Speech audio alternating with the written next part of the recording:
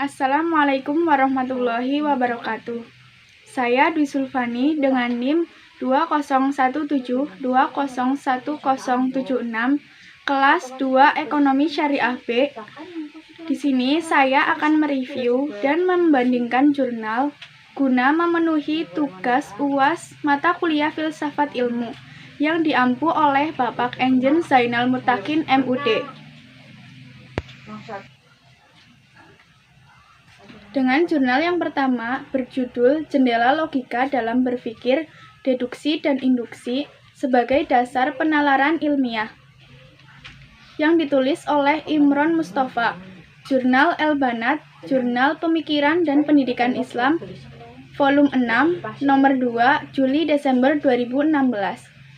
Dalam jurnal ini membahas mengenai kegiatan berpikir ilmiah dapat dilakukan dengan dua cara, yaitu dengan logika deduktif dan logika induktif.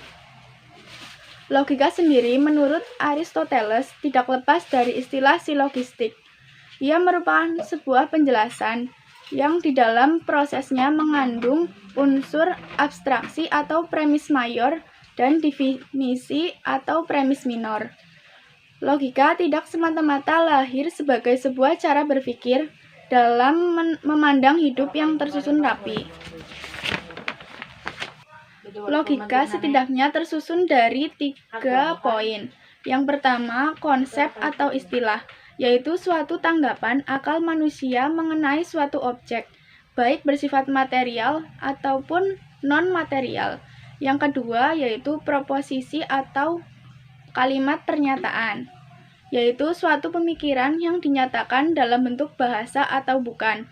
Yang ketiga, yaitu silogisme atau paragraf, yaitu suatu penalaran yang terbentuk dari hubungan dua buah proposisi yang akan menghasilkan kesimpulan. Selanjutnya mengenai hubungan logika dan filsafat. Filsafat mampu melengkapi logika. Contohnya yaitu logika sebagai instrumentalisme, logika sebagai formalisme, logika sebagai universalisme, dan logika sebagai saintisme.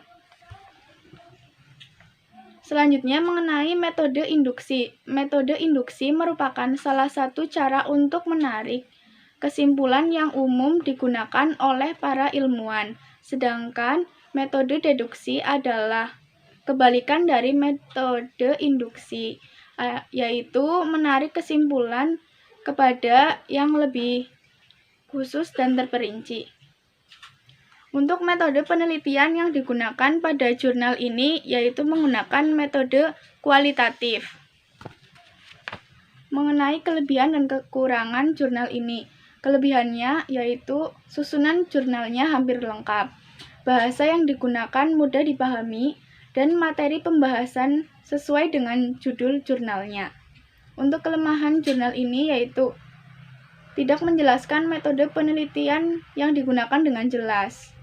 Jadi kesimpulan dari jurnal ini yaitu agar dapat melahirkan penalaran ilmiah yang baik dan benar, metode berpikir ilmiah membutuhkan pembuktian kebenaran secara terpadu dan menggabungkan dengan metode deduktif dan induktif yang menggunakan asumsi dasar sebagai jembatan penghubungnya.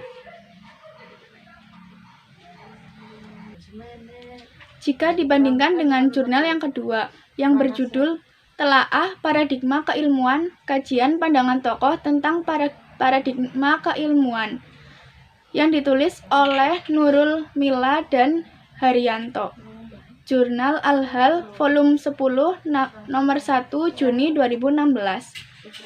Ini berisi tentang paradigma ilmu memiliki peranan penting dalam proses keilmuan.